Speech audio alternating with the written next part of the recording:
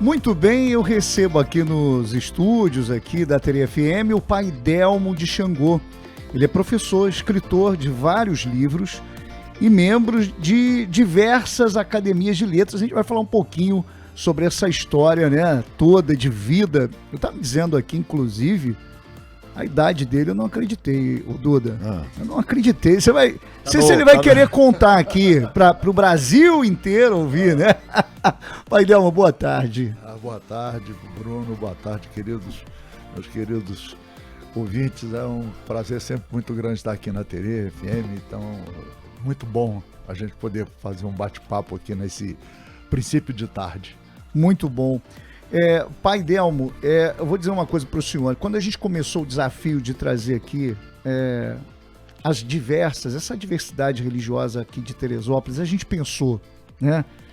Como é que vai ser para a população quando a gente receber as religiões de matriz africana? Porque a gente sabe que existe muita intolerância ainda, apesar de que hoje tem muito mais gente falando sobre isso. É verdade. Mas a intolerância, ela existe.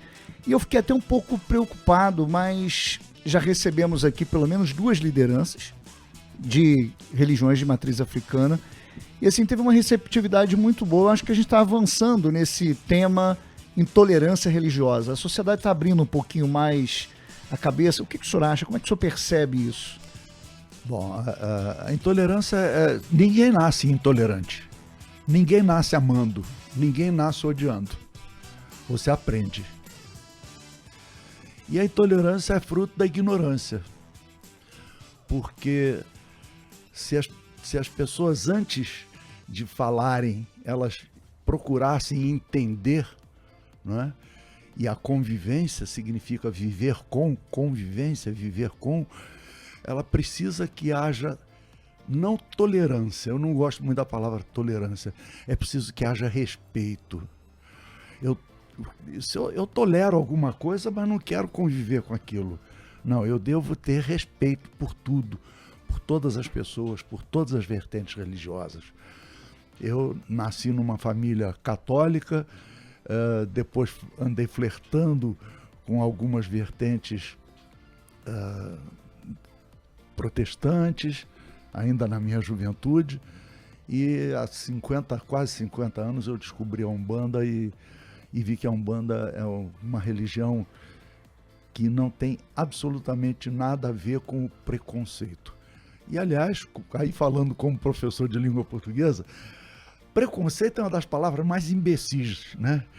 Porque conceito é quando você tem opinião formada. Como professor, a gente faz o conselho de classe e dá uma nota de conceito para um aluno que eventualmente tenha tido uma nota, um desempenho ruim num determinado dia, que todo mundo está sujeito a isso. Então, conceito é a opinião formada que você tem sobre alguém ou sobre alguma coisa. O prefixo pré significa aquilo que vem antes.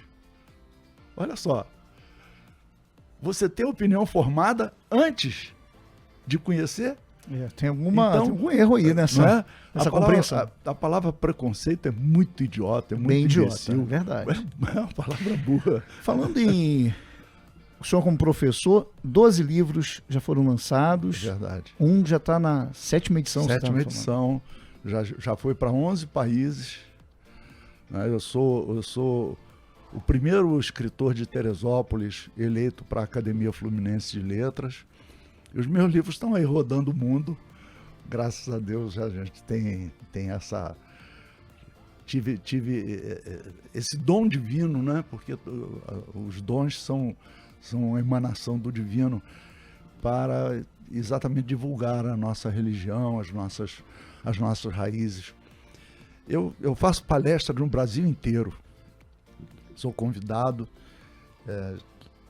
Sábado estarei em João Pessoa, na Paraíba. Que maravilha. Vamos passar por Recife. E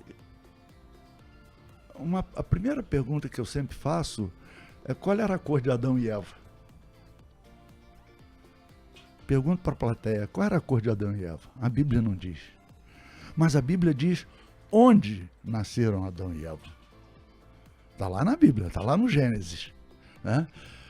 porque o Gênesis descreve exatamente onde era o Jardim do Éden e onde, consequentemente, Deus criou os seres.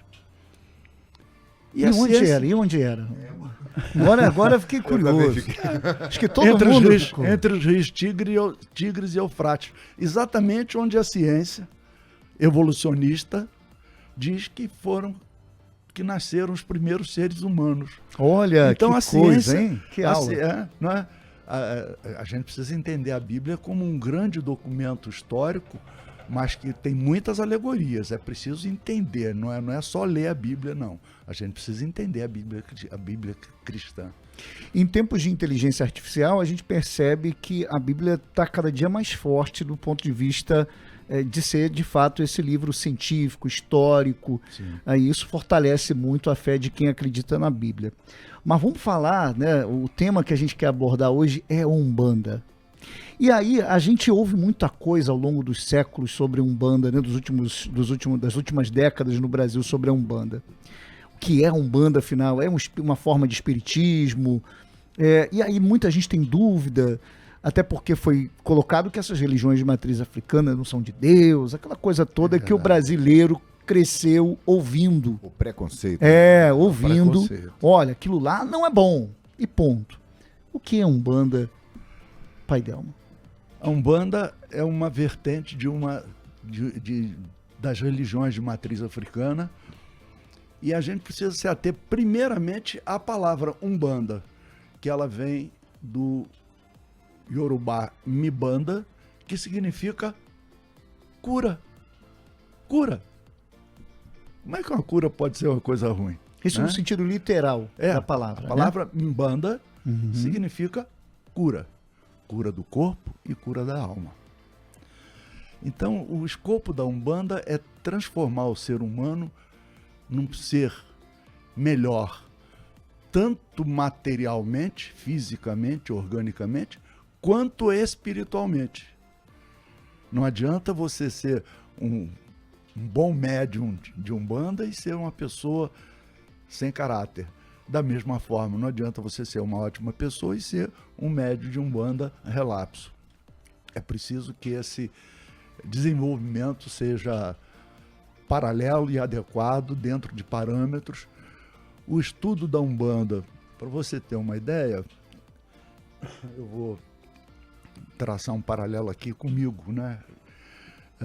A minha casa, eu sou sacerdote, eu tenho quase 50 anos de Umbanda, e o nosso terreiro aqui em Teresópolis, que fica lá no Meudon, na Rua General Augusto Sevilha, nós temos lá 198 médiuns hoje ativos.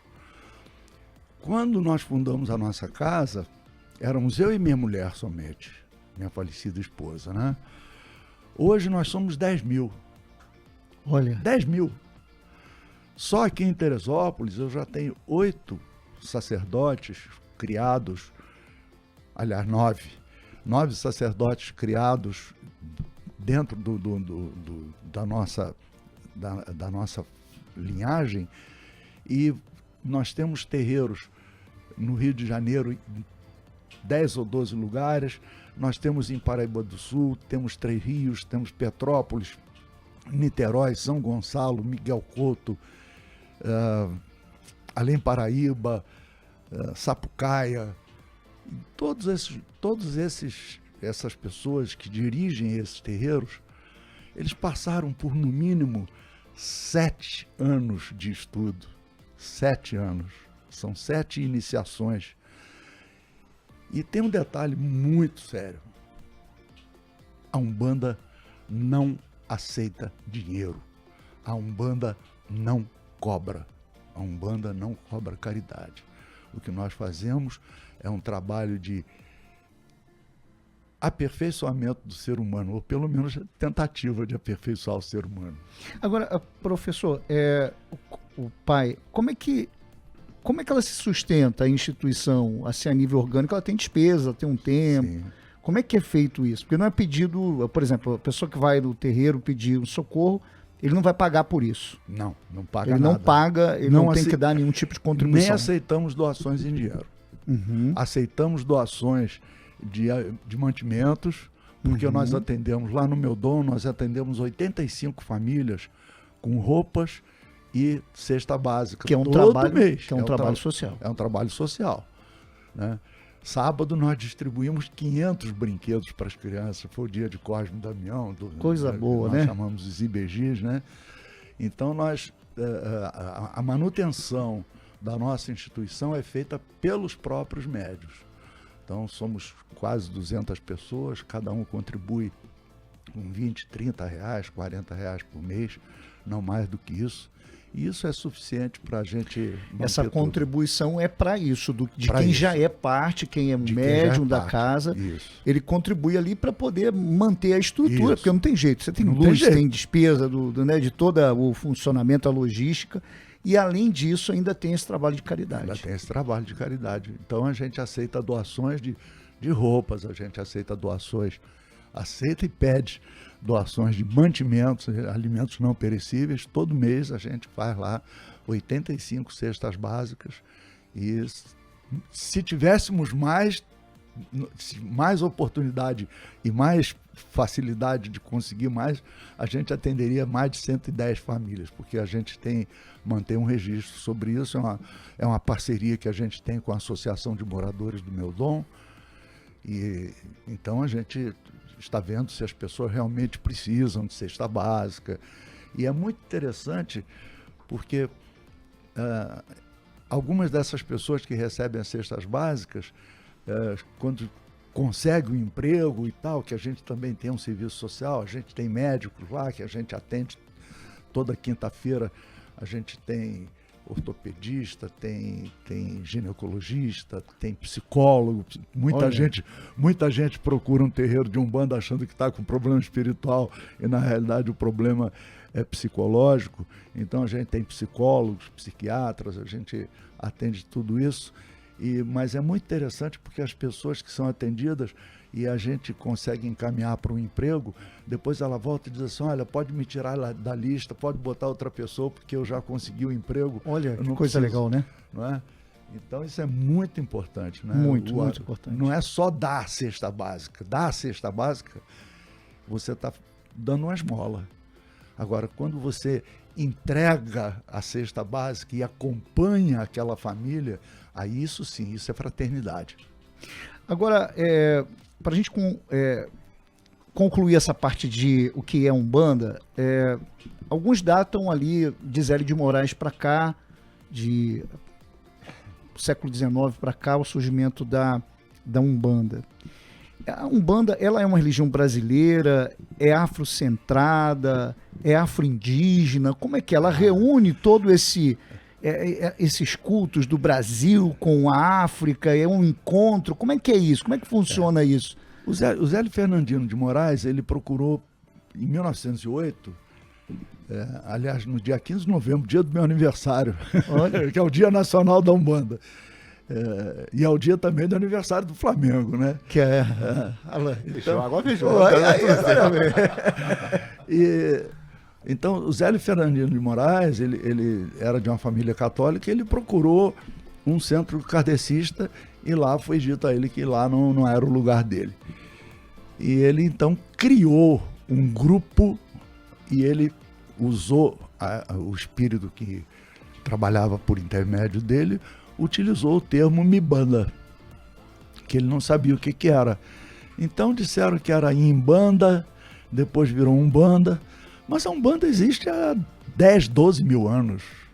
Olha. 10, 12 mil anos.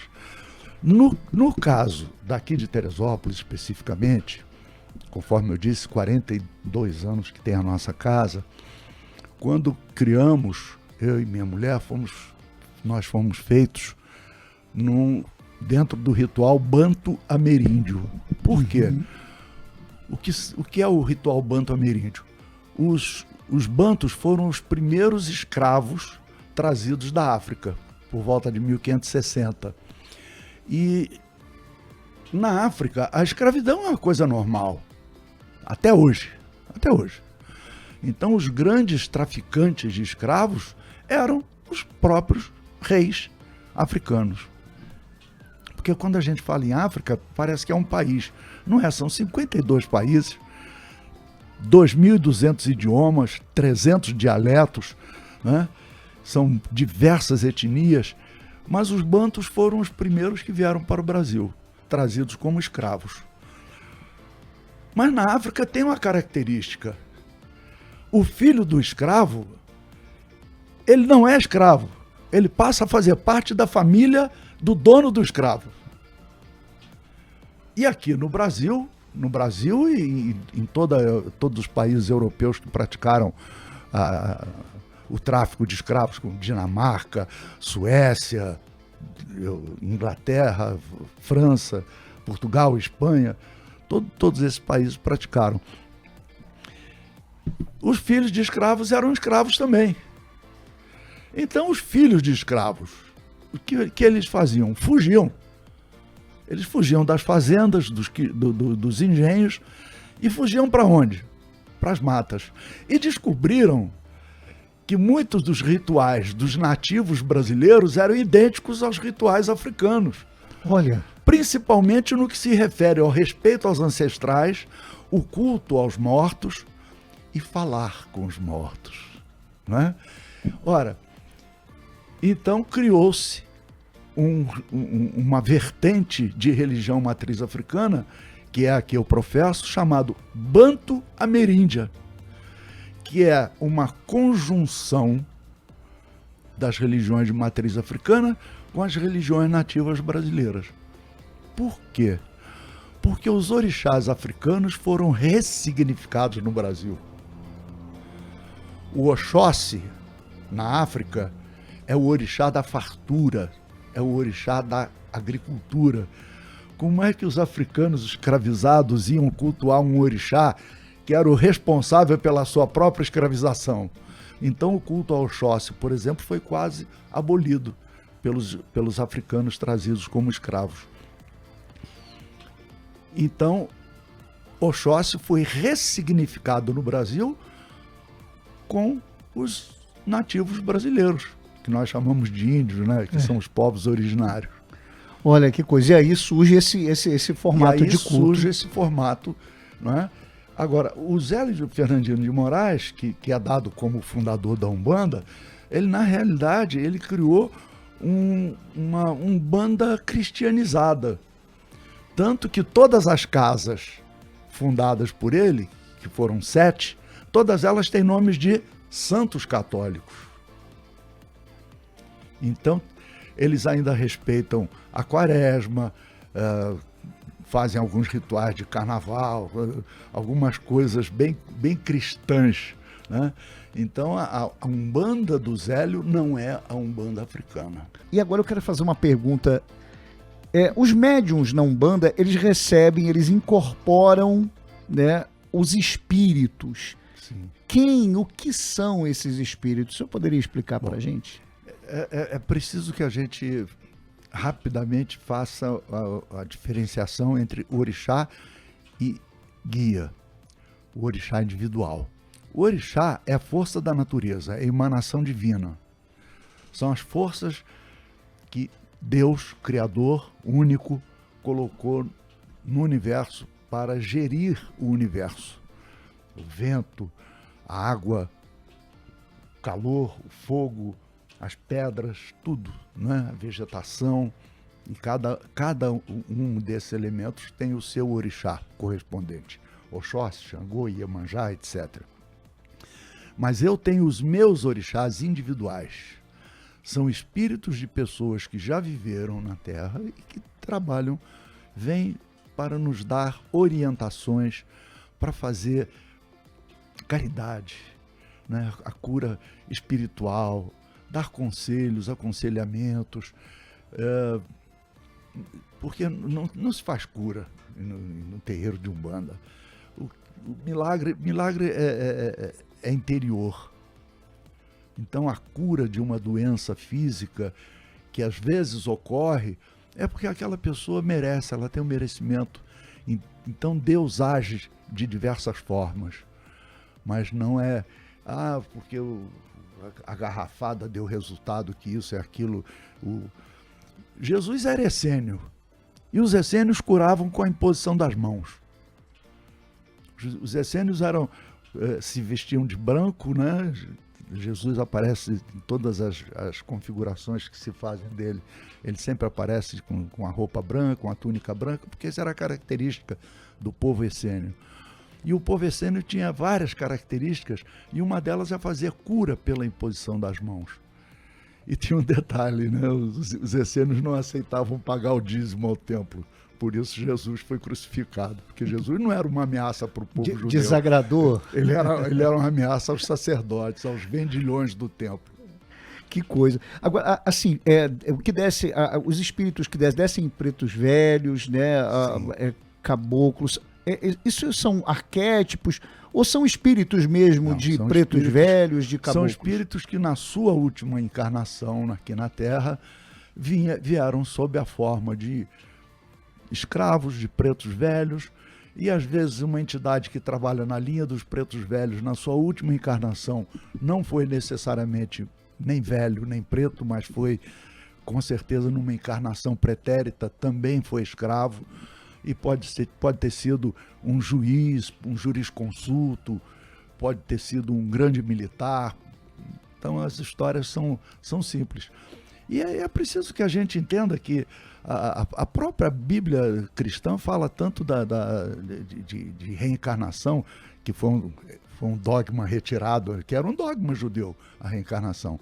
Na realidade, ele foi retirado no Concílio de Nicéia, né, pelo imperador da época, e a gente vê que a Bíblia tem várias coisas que falam sobre encarnação e até sobre incorporação, né? Certo. Professor, e aí tem aí uma polêmica muito grande, porque segundo algumas religiões, né, em algumas igrejas, e aí eu quero perguntar para o senhor algumas igrejas acreditam que existe culto ao diabo, né, ao Lúcifer, nos terreiros. E eles dizem que aquelas possessões que acontecem nas igrejas e que dão um nome, aí é uma pergunta mesmo até para o nosso ouvinte tentar entender isso, né, melhor. E aí ninguém melhor do que o senhor para poder explicar. Também nos terreiros descem Exus e Pombagiras. Sim. Certo? Sim. Lá no terreiro também tem o Exu e a Pombagira. Nas igrejas, essas supostas entidades seriam esses Exus e essas Pombagiras. Tem relação mesmo ou isso são outros espíritos? Com certeza são Não outros. tem nada a ver com os espíritos que descem na Umbanda? É uma pergunta, né? Se é que tinha algum espírito lá nessa igreja, com certeza não era nem Exu nem Pombagira. Aliás, a palavra Pombagira é uma corruptela de uma linha de trabalho africana chamada Pambo Ningila. Como os portugueses não conseguiam identificar a palavra Pambo Ningila, porque para eles não fazia sentido, eles inventaram Pombagira. Então a palavra Pombagira não existe na Umbanda, né? E Exu, a palavra Exu em Yorubá significa mensageiro. Quando os primeiros missionários chegaram na África, ainda no século XV, antes do descobrimento do Brasil, eles começaram a fazer uma correlação entre os orixás africanos e os santos católicos. Xangô é o orixá da justiça. Então faz o sincretismo com São Jerônimo, porque São Jerônimo está ali com a Bíblia na mão e tal. Iemanjá é o orixá do nascimento, da maternidade. Nossa Senhora. Nanamburuquê é o orixá mais velho. É Santana, mãe de Nossa Senhora. E Exu? Exu é mensageiro. Mensageiro. Então, alguns sacerdotes, algum jesuíta daquela época, estou falando do século XV, devia ser versado em mitologia grega e romana. Quem é o mensageiro? Hermes, Mercúrio, os deuses gregos, que usavam um capacete com 2 asinhas. As asinhas viraram chifre. Olha, coisa, hein? né? E transformaram o pobre do Exu, que é o mensageiro dos orixás, que não faz mal a ninguém. Sincretizaram com o diabo? Sincretizaram com o diabo. Olha isso, né, cara? Coitado, o cara levou a fama, né? Que aula, hein? Que aula, hein? Nas religiões de matriz africana não existe a figura do diabo, simplesmente porque os africanos não entendem que o diabo seja uma criação divina. Dentro da cosmogonia e dentro da teogonia africana, o diabo é uma invenção humana. Deus criou o ser humano criou o diabo. E isso se comprova em qualquer religião. Aí você tem a perseguição às religiões de matriz africana também, e aí o tempo vai passando e eles vão se reinventando. Sim. E aí chega aos tempos atuais, onde a gente vai pegar a fé de outra pessoa, a crença de outra pessoa, e na nossa crença a gente vai dizer que é do diabo. É meio bizarro isso, né? É muito, muito bizarro. Meu Deus, é que não tem nada a ver comigo. Como é que eu vou lá e pego o que é divino e sagrado dentro de uma religião e trago para mim e digo assim, isso aqui é do mal. Ô Bruno... Confuso isso, né? Ô Bruno, hoje você tem na internet, você tem diversos vídeos de pastores condenando, pastores evangélicos de diversas confissões, de diversas correntes, condenando veementemente o uso desses espíritos. Dos nomes sagrados da religião de matriz africana. Usar o nome sagrado da minha religião, né? Até porque, eu posso dizer para você, não vou citar o nome da igreja, né? Mas eu tenho um filho de santo que já antes dele entrar para a Umbanda, ele recebia um dinheirinho para fingir que estava incorporado com o Exu lá na igreja. E pior que eu vi vídeo na internet, de uma denúncia, o cara combinando mesmo, Duda. O cara lá, sim. Olha, eu vou receber X para falar que eu sou a entidade tal. Ou seja, e aí você cria toda essa... É complicado isso, né? É uma né? encenação, é muita encenação. Existe em todas as religiões os bons e os maus, né? Claro. Isso é uma verdade. Claro. Católico, evangélico, seja qual for a religião, tem gente mal intencionada. Para tudo na vida, né? Para tudo tem. Mas assim, é muito bom ter o senhor aqui para trazer, né? Apesar de que o nosso templo explodiu, né? Quem quiser conhecer a sua casa, olha, eu quero saber como é que é mesmo a Umbanda de perto. Qualquer um pode chegar lá? Qualquer um. A pessoa assim, eu gostaria muito de conhecer a casa do Pai Delmo, por exemplo. Eu nunca fui num templo de Umbanda, numa casa, num terreiro. Quero conhecer. Primeiro que a pessoa vai ficar surpresa, porque quando chega lá, vai ver no altar, vai ver o Cristo de braços abertos. O nosso Cristo não é o Cristo crucificado. Não é o Jesus crucificado. É o de braços abertos, para acolher todo mundo. Sem distinção de sexo, de sexualidade. Não tem nenhuma discriminação de pobre, rico, todo mundo usa roupa igual. Lá dentro todo mundo usa uma roupa igual, que é exatamente para não haver diferenciação. Então eu tenho a pirâmide social toda dentro do nosso terreiro. Eu tenho desde diretor de banco até frentista de posto de gasolina, cozinheiro, gari, tenho juiz, tenho advogados, tenho promotores, e tem escritores, só não tem analfabeto, porque todas as pessoas que entram para o nosso terreiro são alfabetizadas. Olha, que legal, hein? São alfabetizadas. Recebem aula. Porque bacana. A ignorância é a mãe de todos os males. É verdade. A ignorância é a mãe de todos os males. E muitas vezes você vai ver políticos que não se interessam pela cultura exatamente porque massa de manobra. É verdade. Pai, o nosso tempo explodiu. Como é que eu faço para ir na sua casa? Quem está do outro lado lá? Rua General Augusto Sevilha, 141. Todas as quartas-feiras a gente atende lá. Às quintas-feiras tem atendimento médico, tem cadastramento para cesta básica. Quarta-feira a partir de que horas? Toda quarta-feira a partir das 15 horas. Quem quiser outra informação, 2041-2353. Ou entra lá no Instagram. Ou entra no Instagram, tá lá, Ceusco. Ceusco. C-E-U-X-C-O. É Centro Espírita de Umbanda, Xangô, Caô do Oriente. Estamos também no Facebook, no Instagram. E aos sábados, de 15 em 15 dias, a partir das 15 horas, a gente também está lá é sempre festa. Os nossos rituais são sempre muita festa. Que bacana, gente. Olha, agradeço o Pai Delmo, agradeço você, agradeço meu amigo Duda Ramalho. Opa, uma aula, hein?